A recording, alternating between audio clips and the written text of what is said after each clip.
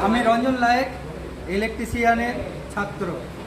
আজকে আমাদের 2A সুইচে fan connection করা হচ্ছে। তো আমাদের যে ফ্যানের দুটো টার্মিনাল আছে, তার যেটা বার হচ্ছে, একটা ফেজ একটা নিউট্রাল। সে ফেজ নিউট্রাল নিয়ে পরে আমাদের তারের মধ্যে দিয়ে আমাদের 2A সুইচে কানেকশন হয়েছে। তো কানেকশনটা হয়েছে আমাদের মিডিল টার্মিনালে, 2A সুইচে মিডিল টার্মিনালে। সে টার্মিনালে দুটো তার, দুটো L1, L2, L3, L1 আর L3তে আমাদের দুটো টার্মিনাল বেয়ার হয়ে পড়ে আমাদের এখানে গিয়েছে। আর যেটা আমাদের ফেজ যেটা গিয়েছে সেটা মিডিল টার্মিনালে গিয়েছে।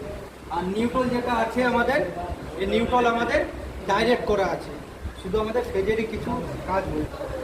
এই আমরা ফ্যান চালু করবো এখন।